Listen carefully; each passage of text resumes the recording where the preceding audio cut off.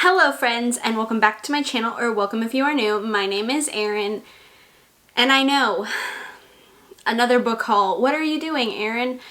I have a problem with books. I love buying books, and I especially love buying books when I don't want to read any of the books that I have in my TBR pile. So that's what this is. This is a book haul where I felt like buying more books because I didn't want to read the books that I already owned, which is really bad. You shouldn't do it. I know, crazy. I don't have an explanation. I just know that I have a problem. You know, that's all I can really say. So please forgive me for doing another book haul like a month after my last one. I think it was a month. Hopefully it was longer than a month, but I don't think so. We all have our issues, okay? I only have 7. I think that's pretty good. I think that's pretty reasonable, okay? I don't think that's too bad. But the other point to this haul was, with light of everything going on in the world, mainly the Black Lives Matter movement, I decided that I have not been reading enough books by Black horror authors. I have made a point to look into more Black horror authors, and I made a purchase for some books specifically from Black authors. 2 of these books aren't, they're just books that I have been eyeing and I bought, but the rest of the books are. So I just want to make my channel a little bit more inclusive and to make sure that I'm representing more voices in the horror community. So yeah, that's gonna be some of the books, but let's start with the other books first. So the first book here is Night Shoot by David Sodergren. I don't know if you guys remember, I reviewed another book by him, The Forgotten Island, I believe. I did not like that book. I wasn't a fan of it. I said that in the review. It just wasn't my kind of book. But this is a 80s slasher sort of book, and that's definitely more my genre. So I'm hoping I will prefer this book over The Forgotten Island, but let me read you guys the back. A group of desperate student filmmakers break into Crawford Manor for an unauthorized night shoot. They have no choice. Their lead actress has quit. They're out of time, they're out of money, they're out of luck. For Crawford Manor has a past that won't stay dead, and the crew are about to come face to face with the hideous secret that stalks the halls. Will anyone survive the night shoot? And then it says, a delirious homage to the slasher movies of the 1980s, Night Shoot delivers page after page of white-knuckle horror. So I think that sounds really good. I'm a sucker for a slasher horror book, movie, you name it. And I think this sounds pretty good. I love 80s horror as well. That's one of my favorites. So I am looking forward to trying this out. So I think I'm gonna like this one more than The Forgotten Island, hopefully. I try not to judge authors just by one book that they've written if I don't like it, because sometimes I'm just very particular with my horror, so I try not to judge an author just by one book if I didn't like it. So I am going to give him another chance. If you want to see my review of The Forgotten Island, I will link it for you guys. It's a pretty negative review. I didn't like it, so we'll see if this one is any better. The next book is Imaginary Friend by Chbosky. I am very intrigued by this book because I read The Perks of Being a Wallflower by him and I really enjoyed the book, but this is a very different kind of book from The Perks of Being a Wallflower. If you read Perks of Being a Wallflower, then you are aware of what that book is about. So I'm very interested how he went from Perks to this one. I'm excited. I really liked Perks of Being a Wallflower, so I'm going to read you what it's about. Single mother Kate Reese is on the run. Determined to improve life for herself and her son, Christopher, she flees an abusive relationship in the middle of the night with her child. Together they find themselves drawn to the tight-knit community of Mill Grove, Pennsylvania. It's as far off the beaten track as they can get. Just one highway in, one highway out. At first it seems like the perfect place to finally settle down. Then Christopher vanishes. For 6 long days, no one can find him, until Christopher emerges from the woods at the edge of town, unharmed but not unchanged. He returns with a voice in his head only he can hear, with a mission only he can complete. Build a treehouse in the woods by Christmas, or his mother and everyone in the town will never be the same again. It's very intriguing that he decided to go into horror. And it's not a bad thing, it's great. I love when authors expand their genres and they write in different genres. I think that's awesome, and it shows what a great author they are. I just think it's so fascinating that he wrote The Perks of Being a Wallflower and then went to this. It's just so fascinating. So I'm very intrigued. This is a hefty book, very large. It's like 600 some pages. So I'm gonna have to get myself together for this one because it's long, but it sounds good. It sounds a little bit like some other books I've read, so I'm intrigued to see what it's all about. But yeah, I thought it was interesting that he went from The Perks of Being a Wallflower to horror. I just think that's a very interesting turn of events. So I'm excited to read it, and hopefully it's really, really good. Okay, next we have the books by Black authors, which I'm going to talk about. I'm very excited about these. Some of these sound so good. I'm so excited. The first book is The Sleepless by Nuzo Ono, which I am very excited about. Let me read you guys what this is about. It says, an innocent boy is lured to his death by the one person that should have protected him. Someone knows the truth about his disappearance. His little sister, Obele, a child that hears a secret voice which tells her terrible things no one should know about. Obele knows too much and must be killed. Her salvation lies in the hands of her new friends, a group of giggling little girls she meets at an abandoned, cursed house. Except their friendship comes with a terrible consequence. And suddenly Obele starts to ask herself who exactly, or rather what exactly, are her new friends. Worse, how can she free the tormented ghost of her dead brother trapped by a witch doctor's curse? Oh, that sounds so good. I'm very sorry for my pronunciation. Fingers crossed I said them right. Again, really bad with names. Just not good. Not good at pronunciations. So I hope that that's how you say the author's name and the character's name. I'm gonna look it up before I do the review, so hopefully it's right. Otherwise I sound like an idiot. But I am very, very, very excited for this one. I actually looked up more by the author, and I'm definitely going to be checking more out. The plots sound very scary, which is exactly what I'm looking for.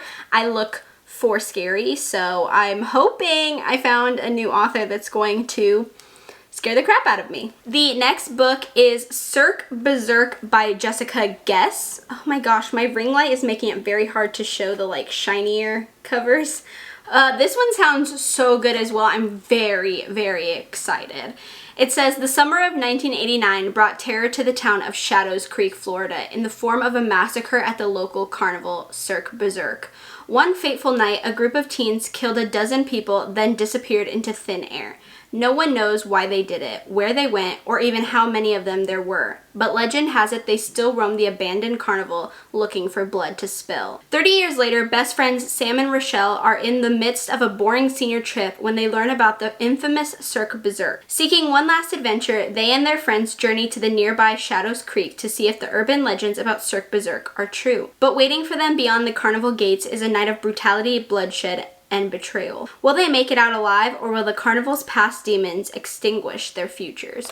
Oh, okay, but like a carnival and the 80s, that's gonna be good. I'm so excited. I was really, really excited to get this one. I think it's going to be so freaking good. I'm so excited. I'm so excited to read this book. I'm so excited. I'm excited to read all of these, to be honest. Hopefully, because I'm so excited about all these books, that means I won't be purchasing unnecessary books for a hot minute. Next, we have Charm and Strange by Stephanie Keene. I am very excited about this book. I'm pretty sure this is more of a YA kind of book, but I love young adult. I think young adult is a great genre. I know that a lot of people think if you read young adult, that means you're more childish, or I don't know, you can't read adult books. I hate that mentality. I hate it with a burning passion. I think YA is so intriguing.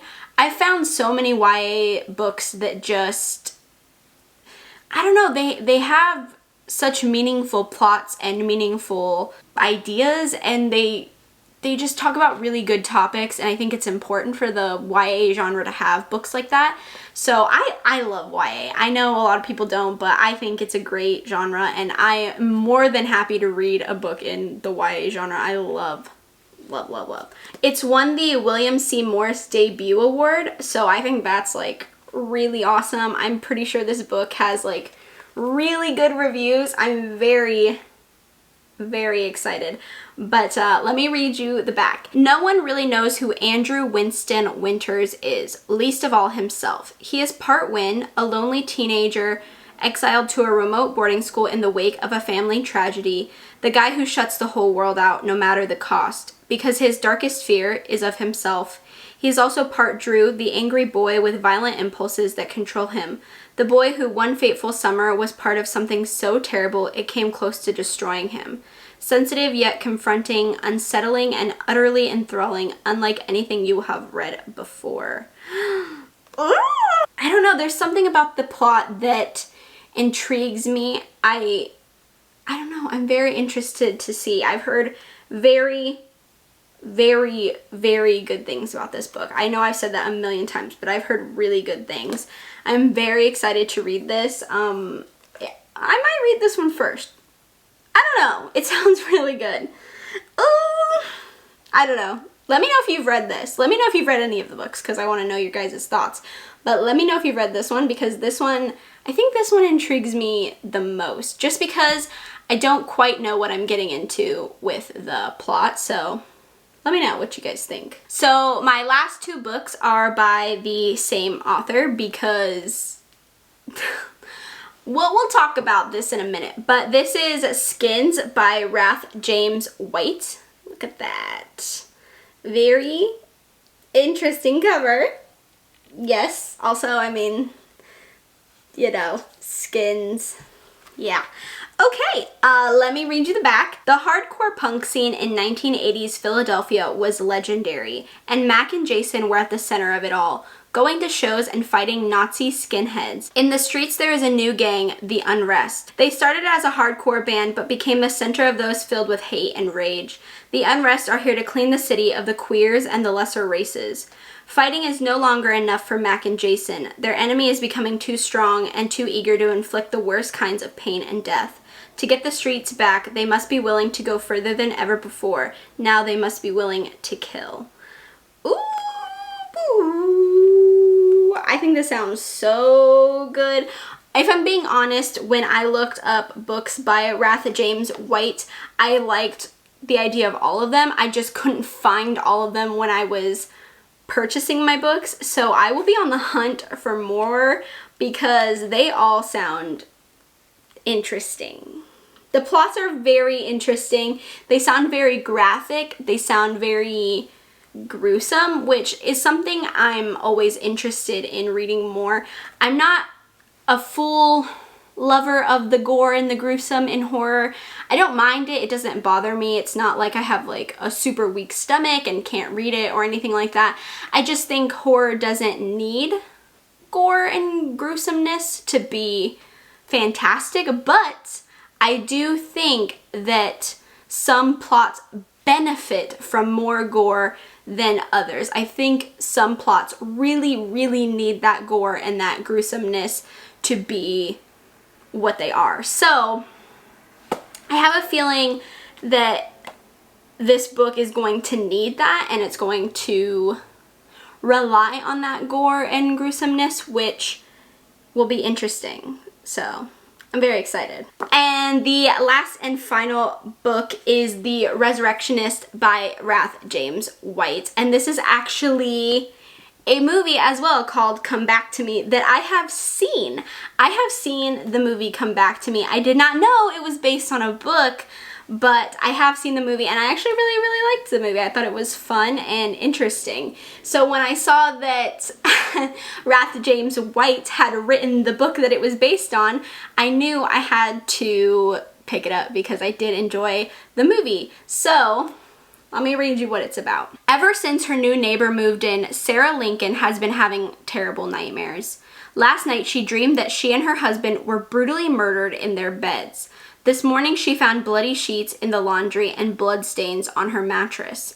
And the nightmare is the same night after night. With no one prepared to take her wild fears seriously, Sarah will have to save herself from being murdered again. Oh, the movie was very interesting. I don't know, it's a very different plot, so I'm excited to read the book because if I enjoyed the movie, I feel like I'm going to enjoy the book, which is exciting.